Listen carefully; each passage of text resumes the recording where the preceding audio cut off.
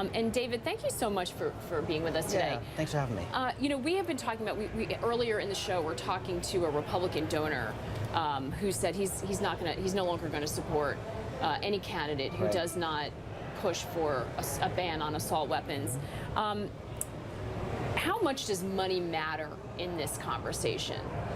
Money matters a significant amount. I mean, listen, the NRA is one of the most ruthless and savvy interest groups out there. If money didn't matter, they wouldn't give it. They're giving for the results that they're getting.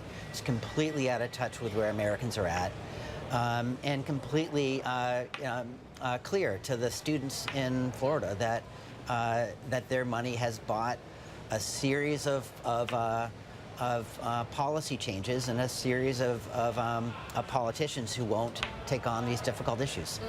Are we oversimplifying it by thinking that it's all about the money? They are a powerful lobby, but how is it that they're able to have such sway over lawmakers if it's not in lockstep with what the voters want? Is there something else going on here that we're missing?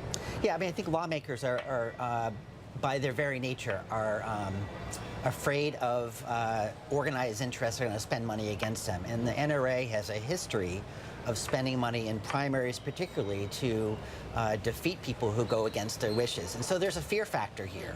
It's not just about the money that they're spending, it's the money that they pledge to spend if you go against them. And we can't discount how organized their constituency has been and how mobilized their voters have been that back a very, very radical position on gun safety.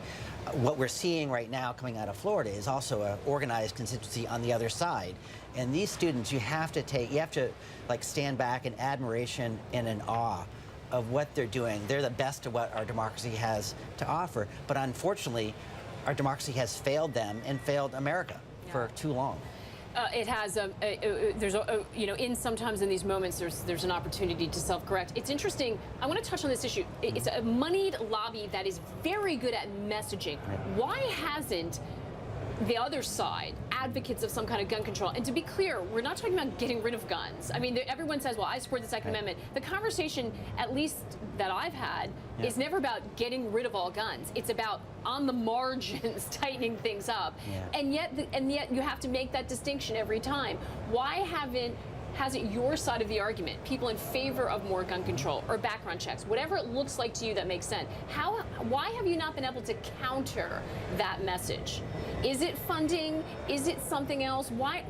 Where's the imbalance? So I think the imbalance is an intensity, right? The intensity of what gun owners feel around making sure that there's some advocacy about protecting again, a very radical version of the Second Amendment. The intensity around protecting those rights isn't matched on the other side. I think what we're seeing is a changing of that. I think particularly this generation that's growing up right now, having seen, some people are labeling it the Columbine generation, those who have been raised in the wake of the Columbine massacre. So we are seeing, I think, a changing in intensity right now. There's it is very, very powerful that these students in Florida are saying they're going to register to vote, and they're going to. They know it's not just about reacting to one crisis. There's an acute crisis that we're dealing with right now, but there is a chronic rot in our democracy, which takes lots and lots of participation to fix. Yeah, it's interesting. This is the first time that we keep asking, is Parkland a tipping point? This is and clearly it is for some of these Republican donors that we're hearing from who say, who've watched mass shootings before, but for some reason this feels different to them. Like Al Hoffman Jr., who said this is his last hurrah, but he's going to march with the students in Washington, which is sort of extraordinary. But they have very quickly in their grief, they're not just talking about violence, they're talking about money. They're talking about mental health. They're talking about campaign finance reform. This has not been part of the conversation before. It's coming out of the mouth of babes, but they are very quickly making these connections. Yes. And I think they're identifying the central problem in American democracy, which is we have a set of elected officials who spend all their time thinking about re-election and where to get money for the re-election. It's not just guns, it's all sorts of kinds of money. Maggie, if you had to run your show, or let's say if you had to keep your job by going and recruiting and getting advertisers for your show every single day. You're calling advertisers to run ads on, in the television breaks. You're human. You inevitably would be thinking about those advertisers as you're doing your coverage. It is this human nature. We have elected officials who are required to keep their jobs, to spend all their time thinking about where do I get money for my reelection. And if that money comes with the intensity of a set of voters in their district, they're saying, we're gonna defeat you if you go against our will, and we're gonna defeat you in your primary, where there's a very small number of voters who are voting, then it is a fear factor that they will listen more to the money and the radical views than they will to the common sense that doesn't have intensity behind those views. So we are going to have midterm elections. Yes. We are going to have another presidential election. One of our CNN political analysts, Ron Brownstein, reminds me all the time 2020 will be the first time, 2018 first time millennials, 2020 the first time millennials, and post-millennials are the majority of the voters. Right. You have Clooney, Oprah Winfrey, Spielberg donating to this march in Washington. So there is money coming in to the gun control side of the debate. What do you do with that? Yeah. I have seen things that say there is a precedent for this. Big Tobacco was a very powerful money lobby in Washington, and they were broken eventually by information, by the right kinds of spending.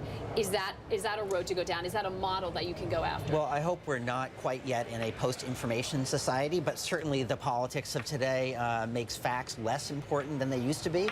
I think the analogy to the tobacco fights in the past, they're similar in terms of how a very narrow industry mobilized a very committed amount of money and elected officials on their side to maintain their policies for years and their ability to prevent any kind of public health policy. On the flip side, the money that's flowing in to the student groups right now to do the organizing around the march, this is the best of democracy, right? Yes, it is money. Not all money is bad. We need to get to a place where politics is about bringing people in rather than about just getting money out. And venture ideology. Yeah, the powerful thing is that these students are not committed to any ideology, any party. They have a kind of fresh start. It's hard to counter that with a lot of the sort of cynical money interests that we have. But it's important to follow all those threads. We appreciate you coming in, David. My pleasure. And sharing your thoughts with us. It's a conversation we're going to continue to have on CNN.